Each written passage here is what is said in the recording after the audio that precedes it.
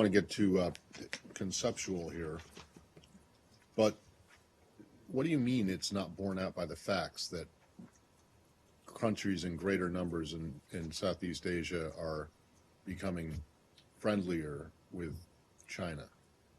I mean, it is completely borne out by the facts. Name them. Well, the Philippines, for one. Okay, there's one. Well, then you just said that it wasn't true. Thailand, perhaps. Cambodia. Perhaps. So Cambodia. you got one. You got Laos. one so far. You got one. Laos. You got one. Laos. Cambodia.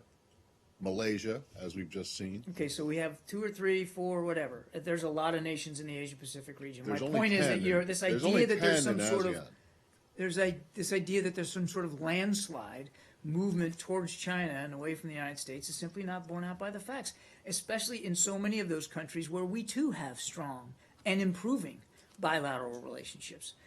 So again, this is not. It's not.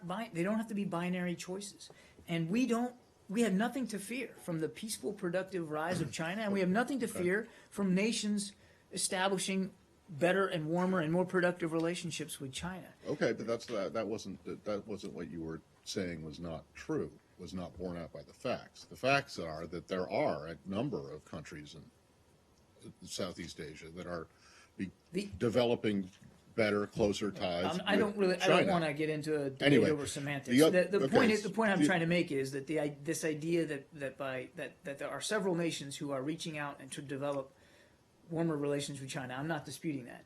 But the notion behind that is something to be feared, that is some sort of worrisome trend, that is something that is not in keeping with the whole idea of the rebalance, that is an inaccurate reading. But it wasn't the rebalance, though, designed to keep the United States relevant in an area with tremendous potential, economic growth, which is, as you say, a huge transit spot, or an area where lots of the world's commercial trade goes through. It was the United States has been and will remain relevant in the Asia-Pacific region. But wasn't the rebalance wasn't about trying to shore up relevance. It was about recognizing where the economic future of the globe is going to reside, or where it's going to be deeply affected, and to make sure that we were maintaining our focus on that part of the world. Right. It wasn't about. It wasn't about some fear that we're losing relevance.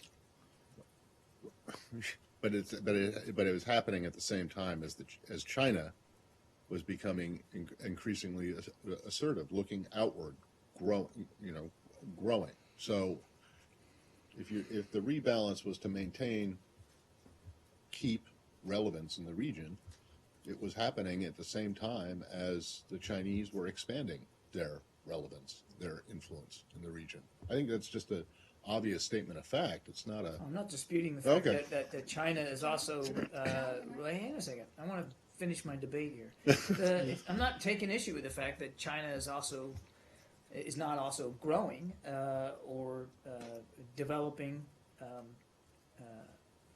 their own set of interests, and or frankly advancing their military capabilities. And not at all. We're not blind to that. But the rebalance wasn't ever about one country in the region. I mean, the other thing that's been going on over the last 2, 3, 4 years is the growing provocative nature and behavior and conduct and development of nuclear weapons capabilities by North Korea. That's been a trend as well, and the deepening of our own relationships, particularly with ASEAN nations, that has been a growing trend. I mean, I could go on and on. There's lots of trends happening in the Pacific region. That when the rebalance began back in the first term, the whole idea that Secretary Clinton was expressing at the time was that the United States under the Bush administration had kind of ignored Southeast Asia. And so therefore it was the job of the Obama administration when it first came in to come back and show the Southeast Asian nations that the United States was still relevant, was still an important Pacific power. And all of that was happening at the same time as the Chinese were expanding. So I think it's hard to make an argument that that the rebalance had nothing to do with China. Well, we've been making that argument since the rebalance was announced and was talked about from the very beginning, that it's not about China, and we maintain that today.